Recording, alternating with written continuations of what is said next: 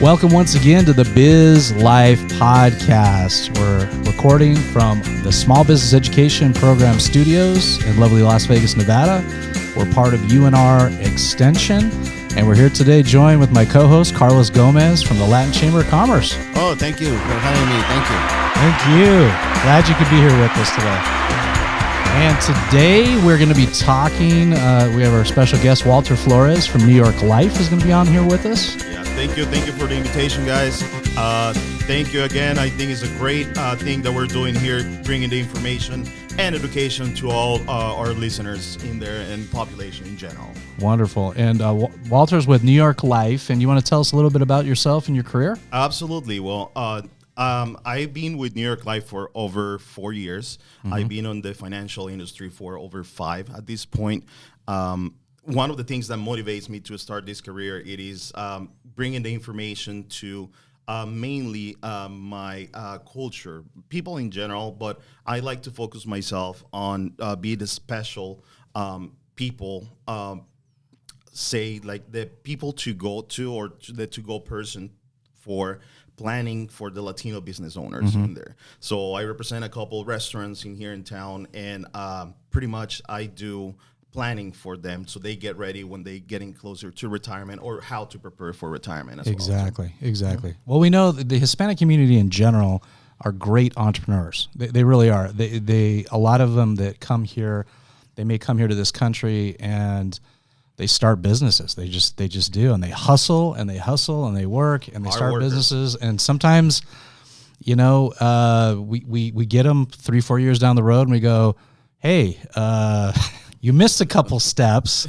You probably should have set this up and this up and this up, and then they usually do. So that's a really good thing. So that's part of why we're here, is making sure that everybody's informed and everybody can have the educational experience that they need to be able to run their businesses better. Yes, and also we need to take in consideration that many of those entrepreneurs come from different countries, Mexico, El Salvador, Guatemala, Argentina, and so they don't know the system. And so when they come, they know the value, how to make money out of the $1. So they are really good at it. But they don't know the system, the American systems, and how they can rely on the American system for the future. Exactly. That's right. And they may have come from countries where the banking institutions and the financial institutions are not as regulated or sound as we have here. Correct. I hate to say sound. Sometimes that sounds awful, but right, Carlos? It's not the same system. It's not the same. They're different. They're different. They're different. So we could say that. So sometimes that is a challenge, but that's why we're here, is to make sure to educate our business community. So let's talk about some retirement options now. Absolutely. Well, I always like to start my conversation with most of my clients so they understand the analogy that I'm going to say right now. Okay. Say something that Carlos and myself are in the farming business. Okay. And I said to Carlos, let's just go and plan for an orchard down the future. Let's get some seeds. Let's buy some seeds right now that we know when that investment in the future, 20, 30 years from now, is going to worth $1 million. Okay. So I tell Carlos, what will you prefer to pay taxes on? Will you prefer taxes on the seeds? Or will you prefer taxes 20, 30 years down the road when that investment is worth millions of dollars? Okay? And that is when a lot of people tell me, like, of course, I want to pay taxes on the seeds because I'm going to save some money that way. Exactly. But I'm going to be disciplined to do it down the road. Okay? So that analogy will be very useful for the following topics that we're going to touch in there. And again, it's not right or wrong planning because everybody has different needs and different situations that accommodate their planning according to that.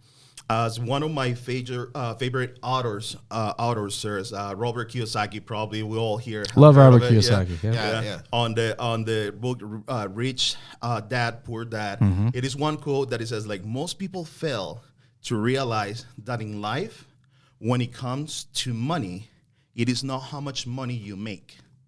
It is how much money you keep. How much you keep. Okay. Exactly. So a lot of people fail to understand that principle in there. So, and as we know, one of the biggest things that can affect our money in retirement or any planning in general. Your wife. Besides that, I'm just kidding.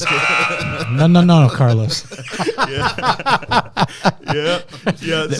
That can be a factor, right? But It can be. I don't think that's what he was going to say. I don't think that's what he was going to say. No, it's like spending habits. No, I'm not that. So one of the things that can affect your money when we're planning for retirement or money in general are penalties and taxes. Okay, yep. So we have to plan according to that.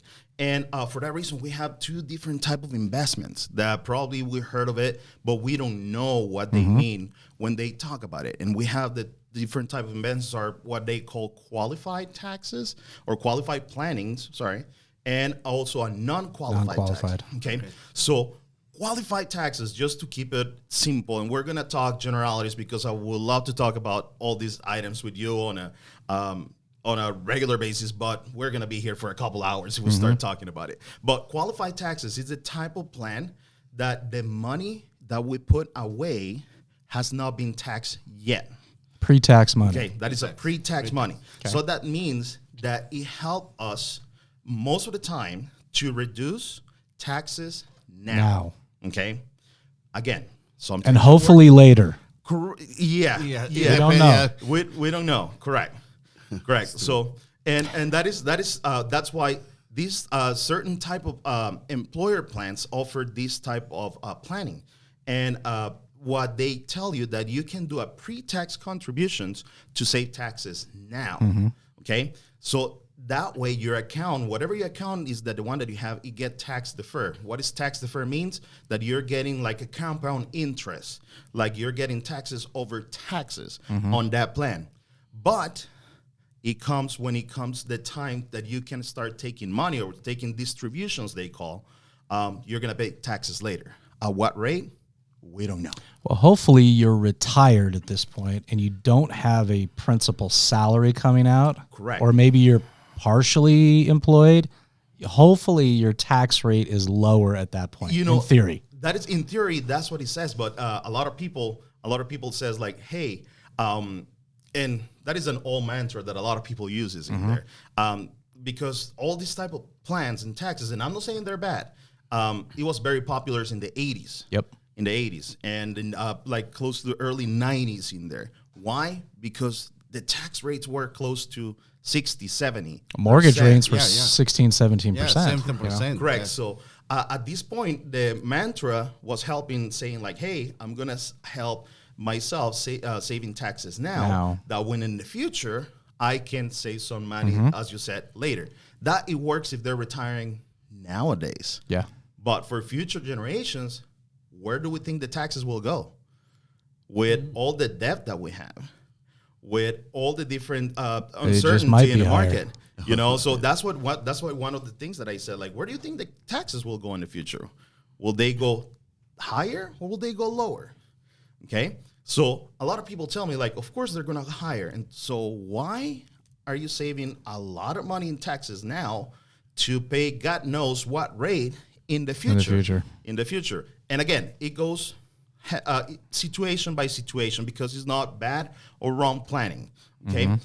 Other things that determine this type of plans, guys, it is that they have limits on contributions that you can do per year. Yes. Okay. So even if you say something, you're a successful business owner and you want to put a lot of money into that, these type of plans, it tells you like, hey, this one is the limit that you have. You cannot put more than that. And we're going to talk about those limits a little bit down the road. But this one, it will tell you pretty much the limits of contributions that you can do. Okay. Other thing that a lot of people don't know, and especially now that we have close to 81 million baby boomers that are in the verge of retire or they're already about to retire, it is the different rules that these plans have or had in the future. One of the most popular, as a lot of people know, it is like, hey, you cannot touch, or we don't recommend to touch this money before 59 and a half. Okay? Why? Because if you do so, IRS is going to penalize you with a 10% fee. Yeah. And on top of that, because you never have paid taxes on this type of planning, you're also going to pay income taxes. Income tax, yeah. So It may cost you 30%. correct. Right out Easy. the door. Easy. 33 and a half. 33 and a half. Oh, it sounds like somebody has experience on that. so that thing, and the other major thing that it is recommended for people that they're listening to us right now, or sons that they have parents that they're on that age in there, and a lot of people don't know, it is what they call the required minimum distributions, or what they call the RMDs. You know, a couple years back, the age was 70 and a half years. Not anymore. Now with the little changes they've done last year and a half ago, they said that now that age is 72 years. Okay. Okay. So now the IRS is probably one of the highest penalty plans that they have, because it tells you like, hey, Carlos, I give you the opportunity to defer taxes all this time, but it's now time that you can start taking money out. If you don't do so because you don't need it, because you've done great in your business and you want to leave it as a legacy, if you don't take the amount that corresponded to you on that year, I'm going to penalize you with 50%. Wow. It's 50%? That gets the 50. buzzer. Yeah. 50. So imagine that, because say something, you have $1 million in there, and the amount that you need to take out at that point is $50,000, just to put a number. Yeah. If you don't do so before April 15, if I'm not wrong, of that year, you're going to pay 50% on that amount that you're supposed to take. So you're going to lose right off the bat $25,000. Wow. Okay? So, again. Carlos looked at me and says, hit that buzzer again. Okay, I got it. I got you, Carlos. So, and again, that is when we're contributing to these plans, we have some restrictions or some exclusions that we can touch this money for emergency, adoptions, buying first house, or things along those lines that we can use for it, like even to study or view either yourself or your kids. They give you up to $10,000. So it's some of the exclusions they have in there. So there's three types of qualified plans, right? There's IRAs. Yes. Right?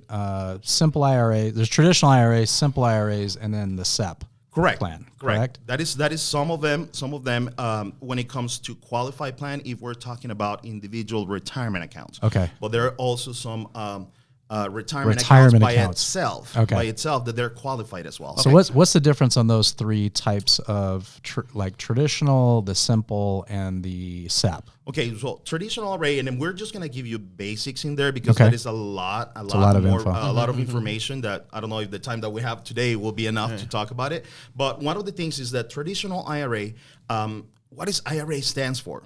Individual retirement account. Yeah. Okay, so this retirement account accumulates tax deferred to as well, similar to the example that I was putting. You're not paying taxes on the gain now, but whenever you start taking distribution down in the future, you're going to pay taxes of whatever rate we have, or whatever income rate that we have. It all depends on if you get offered a qualified retirement plan through work. You may or may not deduct the contributions on these plans on your taxes. What do I mean with that? This, you say something, you are married. Okay, Carlos, you're married. You're both are working, but you have, they're offering you whatever you're working, a 401k, and your spouse is not. Okay, they doesn't have a 401k or any retirement plan on her side.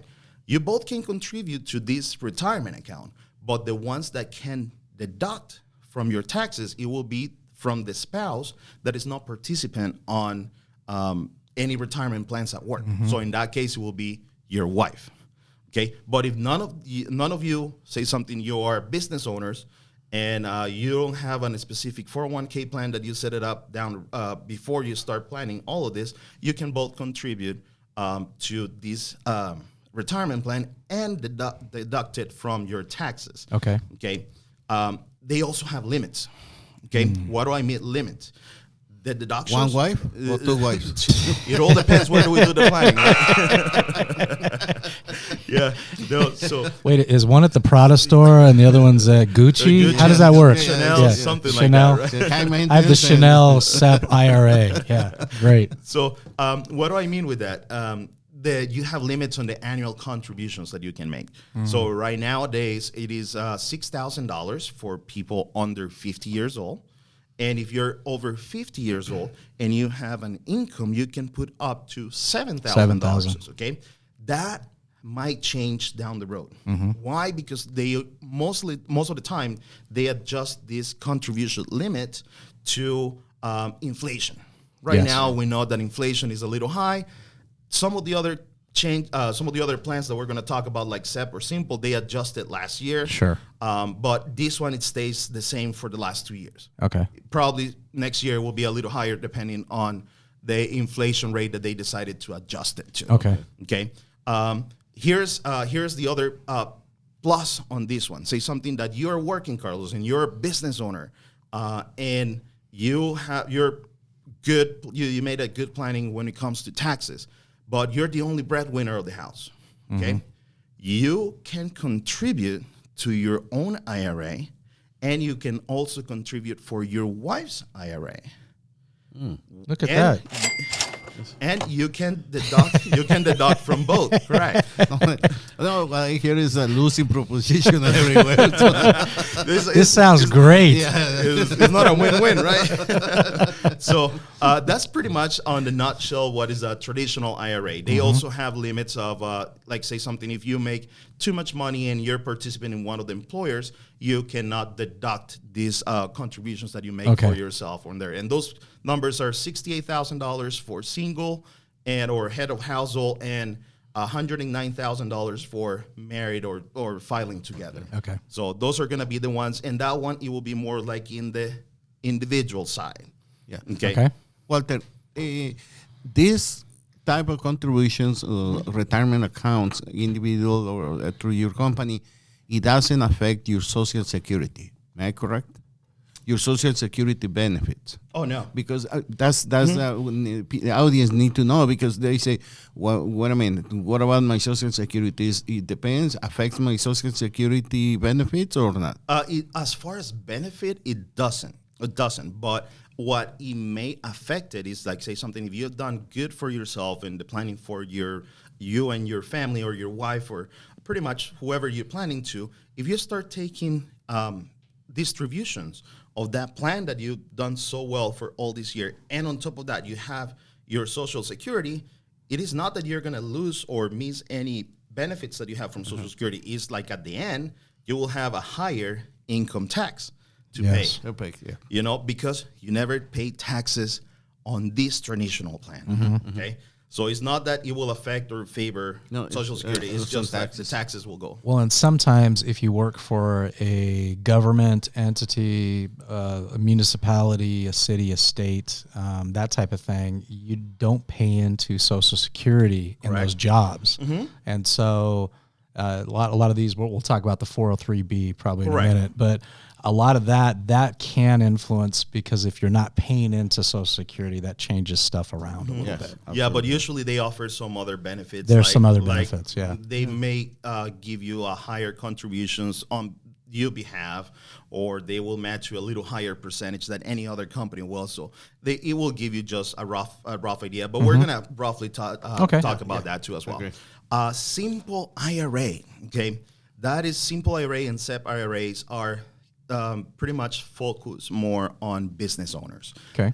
But they have restrictions as well. Okay. What do I mean with that? Simple IRA, it is a saving incentive match plan for employees. Okay.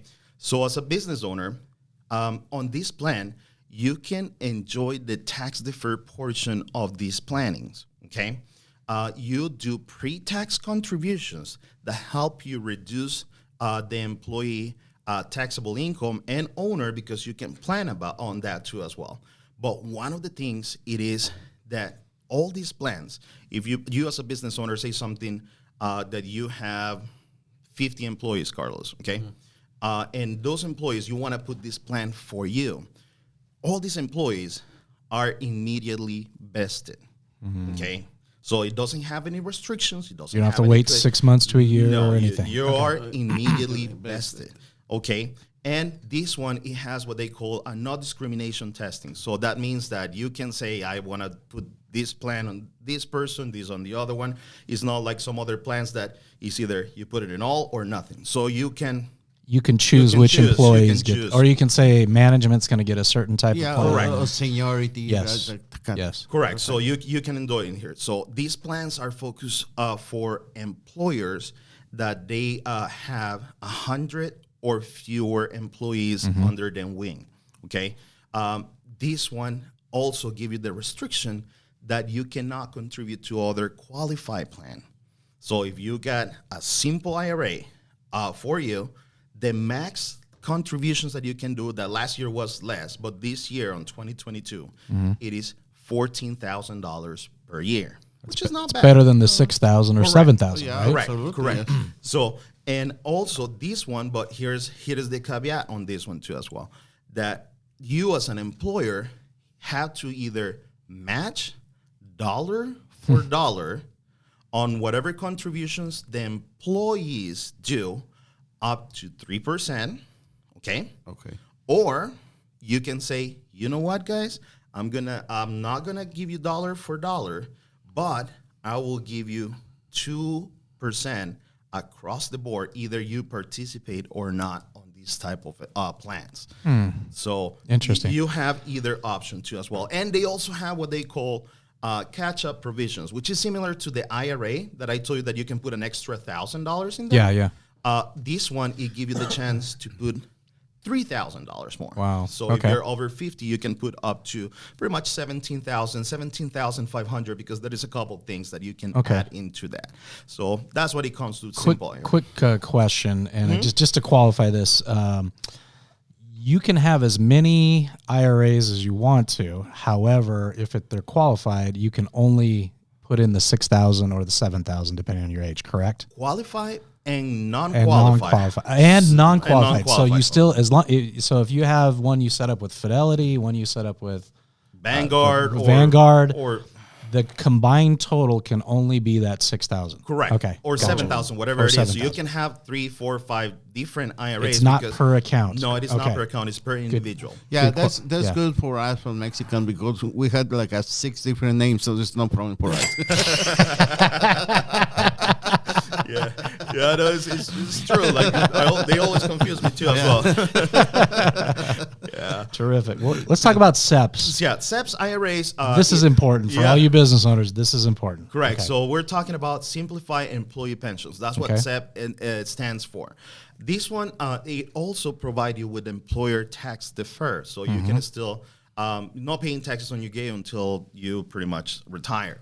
But this one allowed flexible employee contributions. Okay. What do I mean? So they can participate, they cannot. It's up to them.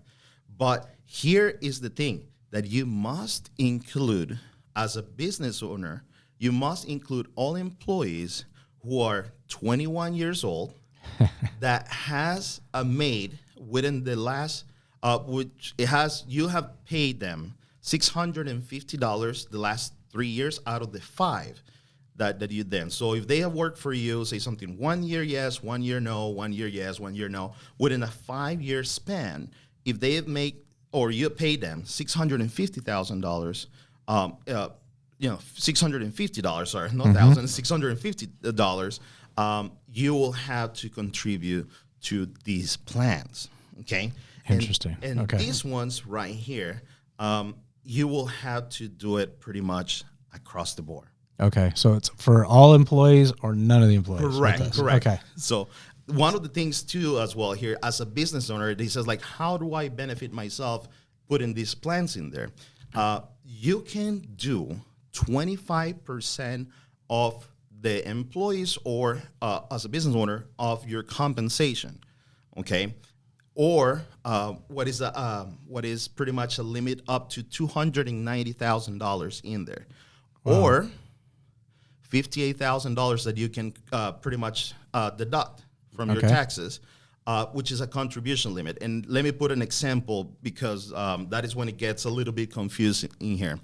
I had a client. The client is a very successful client. It has an LLC. It is being tax as an S corp. Okay, LLC is making $500,000. Okay. But on his W-2, the accountant works some magic and is just paying $100,000. Okay? So what is the max that he can contribute into this plan? Even that the limit contribution is $58,000.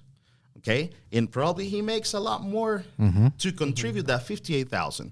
The max that he can put in there, it is 25% of whatever he declare Of the on his 100,000, W-2. right? Correct. On the $100,000. Okay. So, and because I And that's a huge benefit. oh yeah, The law allows, especially, we know entrepreneurs, a lot of times we're putting the money right back into the business as we're growing it. Always. And quite often entrepreneurs, when they come time to retire, hopefully they've bought a building or they've bought something. So when they sell maybe they can't sell the business. Maybe they just sell their assets, but maybe they have a building. If they have a building, they'll be okay. They can sell something there.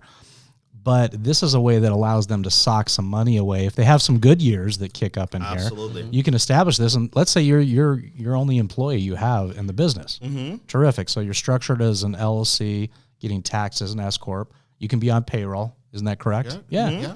So it is a lot of benefits. as long as you're not a sole proprietor, you can't put yourself on payroll as a sole proprietor. But as long as you're structured properly and you're doing this properly, you could traditionally catch up. If you're taking $100,000 out of the business for your compensation, you could put 25 of that in per year. That catches you up very quickly. Yes. Correct. And that is an advantage too as well, because that is when it starts the conversation too as well.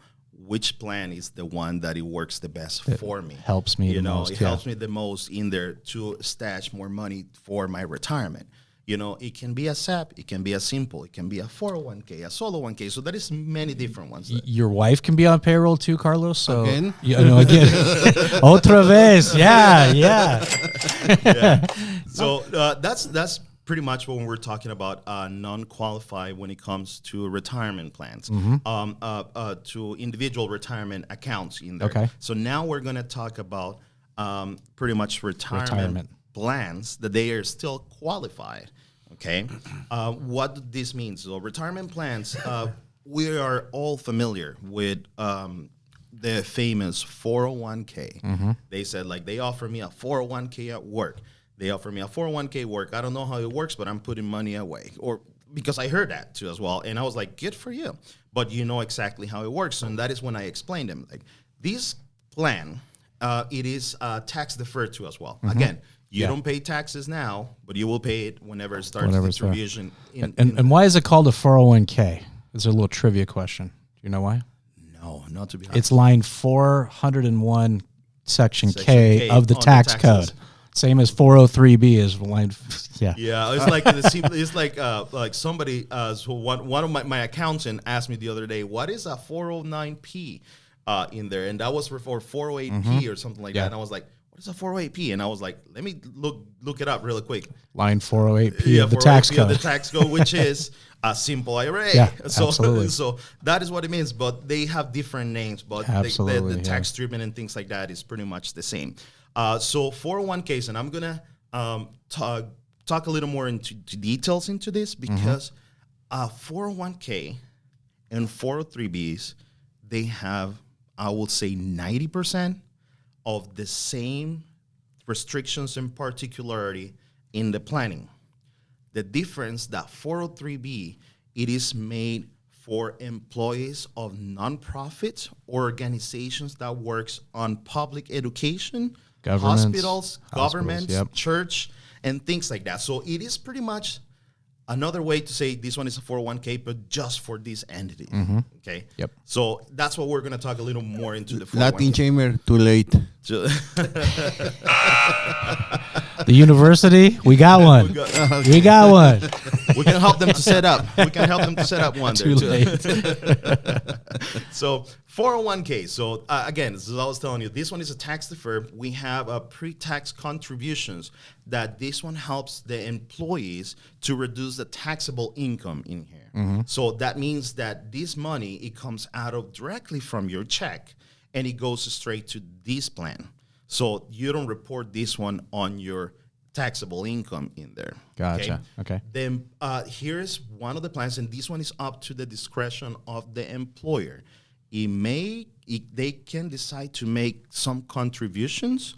They can decide to make no contributions and just set it up for the employees, or they can say like, hey, I will match you dollar for dollar up to this amount. So it's up to their discretion and depending on how they structure this plan. Okay. They also have what they call cliff or restrictions that in order to enjoy these plans, you need to be with us a certain amount of days or a certain amount of times in order to start contributing into this, or in order for us to start contributing under your name. Yes. What is the advantage for the business owners? They can deduct all those contributions out of their growth. Out of their gross. That's the point for entrepreneurs. That's the point. Correct. So that's what it is. So this one, again, is one of the restrictions similar to the one that we talked about before. That this one, they have to provide these benefits to anyone that is 20 years old in the company in there, and it has service at least 1,000 hours in 1 year. Okay, but this one, but this one varies from company to company. Okay, we have some companies that they tell you, hey, in order to enjoy this package of benefits that you have 90 days to do so, or you have 6 months. At 6 months, all these benefits will kick in, or you're going to be able to contribute into the 401k. Others than that, they stick to this rule that it says like, hey, I'm going to try out for a year. If you're still faithful to me, I will give you. Then you kick in. They will with kick that. you the 401k. So it is up to their discretions, but they have to do it for everybody. Okay. That includes highly compensated individuals. That is a different part that you can do in there too as well. Okay. So, and that is different income restrictions as well too. Okay. That you can do. The contribution limits for this year on 401k contributions are $20,500 per employee. Okay. If, say something, we set up a 401k as a business owners, we can contribute as employee because we're on payroll, right? Yeah. We can put $20,500 for us. Okay. We can match $20,500 for your employee. Say something, you're a solo employee, or you're a partner, or you have some other individuals that they're You can put $20,500 in. Yourself. Match it. Match Okay. $20,000, and as a business owner, guess what? You can put another 20. $60. So That's important. So right there. yeah, correct. So a lot of people don't know that too as well. And this one, it has a limit. What is that limit now? It is 25% of whatever money you make throughout the year, or up to $61,000. That's a magic number right there. Okay, but here is the thing. This one also has the catch-up contributions is what they call. Okay. So you can put even an extra $6,500 into these plans.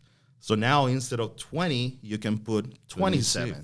27. So the bottom line is, if as a business owner, you may be listening to this going, Mike, I tell you, we're putting all our money back into the business right now. I don't know how I'm going to retire. Eventually, you're going to have a windfall of cash in some aspect. And when that happens, you need to call a guy like Walter to set one of these up for you, because if you are sitting on cash, you're going to just get taxed on it, number one. You can do something with it and plan for it, and then plan for your future a little bit better. That is correct. So here's one thing too as well, and that's what we're going to talk about non-qualified too really quickly on there. 401ks, if they have not established one, sometimes we need to outweigh if it's worth it to pay into one, or if it's better to go a different route. What do I mean with this? In order to set up a 401k, okay, it can be very expensive. Okay, just recently I opened up a 401k for one of my clients, and just right off the bat, he has to pay $1,900 just to open it. Okay, wow. And after that, they had to pay somebody to give you maintenance, The maintenance to of the plan. to this plan. Okay, that is usually anywhere between $800 to $900.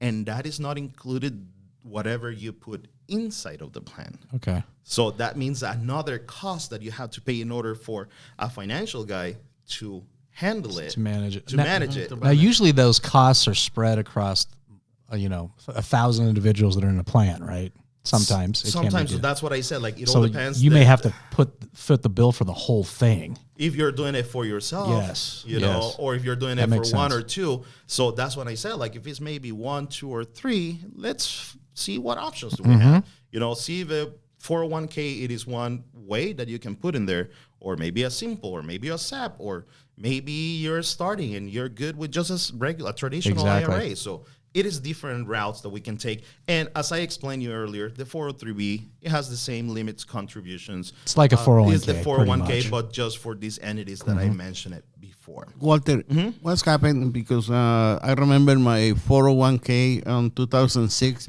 it converts to 101k because the pension funds lose a lot of money on the market and .com and all those markets. So they lose the money on those pension funds. What is the best way to keep your money? Because it's your money. Where the money goes, not to the market, nothing. Yes, sitting somewhere else that is secure, is safe, and I know it's money, and I want that. I don't want my money be on the market.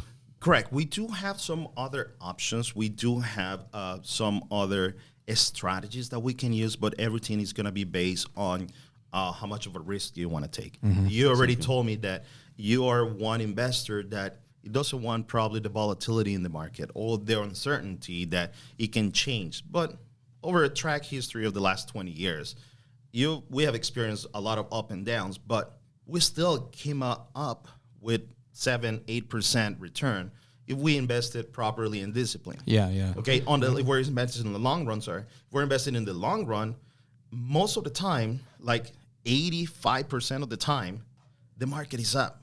Yeah. It's not guaranteed. As it's not guaranteed, say something like you're going to retire when the market is up.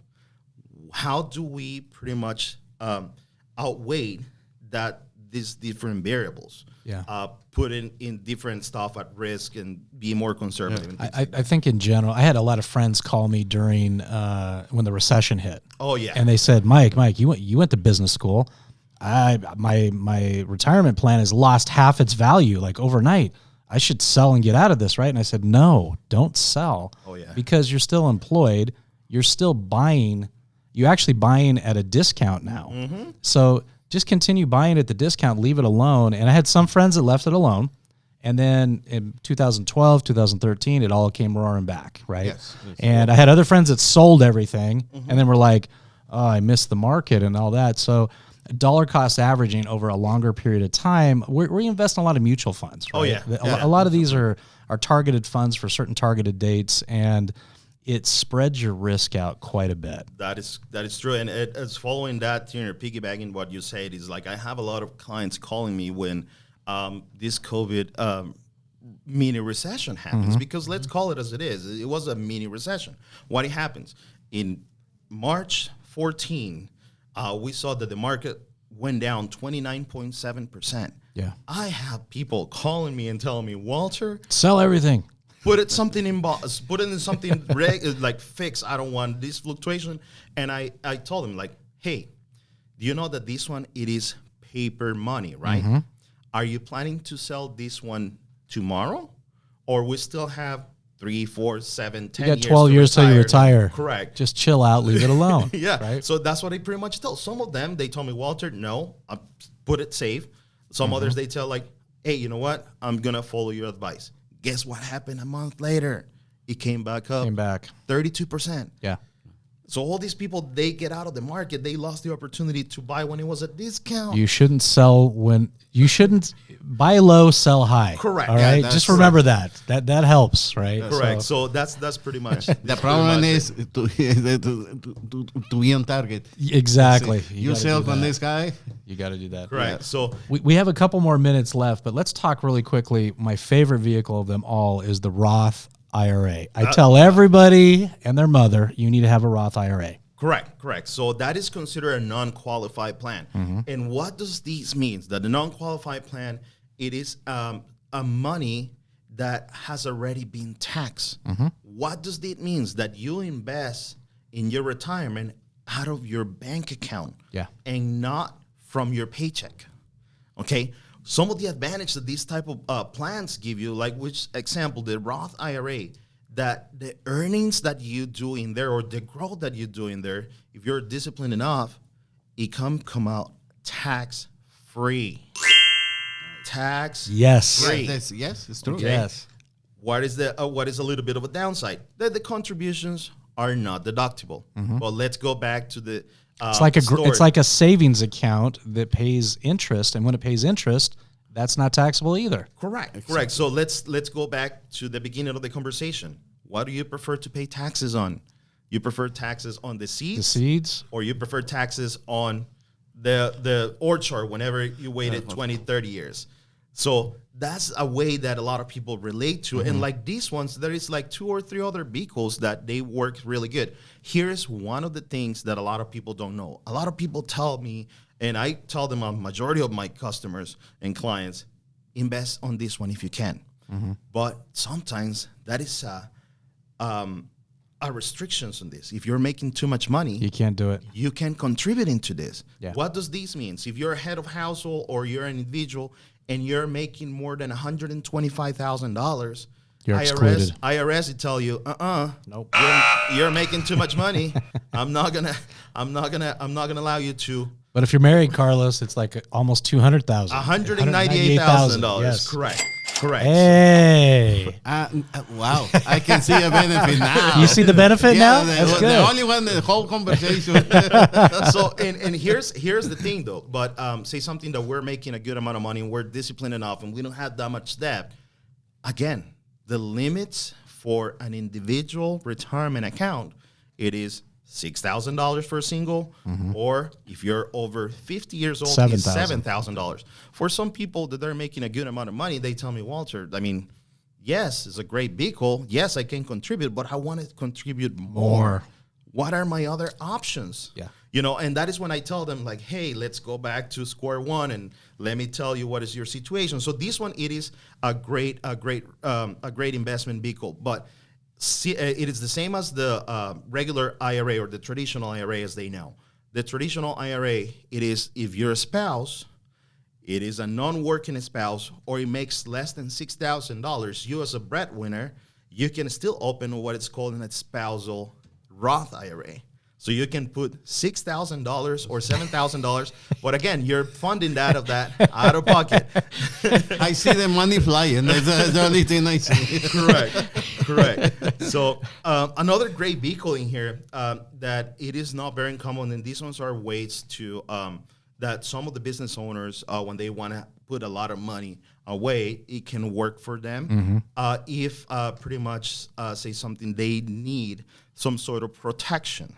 And what do I mean with protection? And I will tell you really quick. We have what it's called variable annuity. Okay. Yep.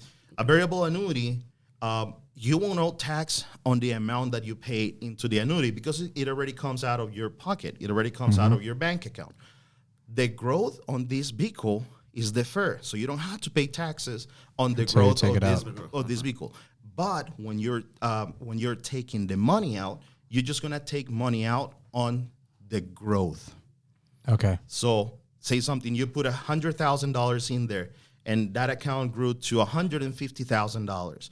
You're going to pay taxes just in $50,000 out of that. Never on the principal. Never on the principal because that already came out of your pocket. And this is very popular if, for example, you get a settlement from like an auto accident you were in and you get $2 million. So instead of taking all that money, you take the $2 million, you buy a variable annuity with it, and then you can live off that interest that comes out. Correct. That will be one way to put it, but also the IRS tells you, hey, because we're giving you all this tax deferred growth too as well, we're not going to allow you to touch this one without any penalties until you're 59 and a half. Okay. If you do so, it comes out in a sense that is called a LIFO basis. What is a LIFO basis? LIFO means last in, first out. So what is the last money that it got to that account? Your growth. So that comes out So first. that comes out first. Okay. And that is if you do so before 59 and a half, guess what? IRS, it tells you like, hey, You got to pay you something. have to pay me the penalty on that too as well. But here's the plus too as well. That is no limits on contributions. So That's awesome. you can put as much as you want as long as it makes financially sense to you, Okay. and also to the company that helps you to do that. And another non-traditional way that a lot of people invest, that they don't want to take much risk and they need the protection. Okay, it is one tool that is called a cash value life insurance. So it's a life insurance that accumulates cash. Why it is important there? Because the contributions that you do are after tax and it has no limits. Okay. That's one thing. This one, it can provide you with a guarantee or an increased tax-free death benefit. Okay. Okay, so you can do that one to them. On these vehicles, you also have access to this accumulation with no penalties. And usually when this money comes out, depending on how do you plan it to take it out, it comes out tax-free. Okay. Other thing is that also grows tax defer onto this one too as well. And one of the sweetest things that we have here in Nevada, okay, is this type of vehicles, it is protecting you from your creditors. Yeah. It can't be attached in a lawsuit. Correct. And that is one Awesome. of the things that I discovered shortly too as well, because I have some clients in California. I do have different licenses in different states. They told me like, Walter, I had to sell my cash value life insurance that it was doing phenomenal, but I needed to declare bankruptcy because my business didn't work. They can't touch it. In California, they can. Oh, in California they can? Yes. Oh, gosh. So That's why we live here. That's so why. that's what it says. Like Nevada is one of the sweetest one. It is just 13 states out of the 50 that it is creditor protectors on this vehicle. Home means Nevada. Yes. Yes. So that Yes. because of that reason, cash value life insurance in some cases it can make sense. can make sense for in some other- people and for some not. So Walter, great information today. This is excellent. If you're listening to this, you're a small business owner, you're like, boy, I need to plug into this. How do they get in touch with you, Walter? that is a different ways that they can get in touch with me, but I always recommend to give me a call to my personal cell phone number, which is 702-280-6962, or they can visit my website, which is www.newyorklive.com/agent/W Flores. Okay. Thank you very much for being on with us here today. Appreciate all the great information and answering all our questions, and you're a wealth of knowledge. So thank you. Sounds you, good. Walter. Thank you very much, guys. And Carlos, Wonderful. thank you for being here with us today, and we're grateful for the Latin Chamber and for all you guys' help. Appreciate that. This has been another episode of the Biz Life Podcast. Some great information here today about retirement planning. Let's go have a great day in your business today, and thank you very much. Have a good day, you guys. Thank you. Have a good day, guys.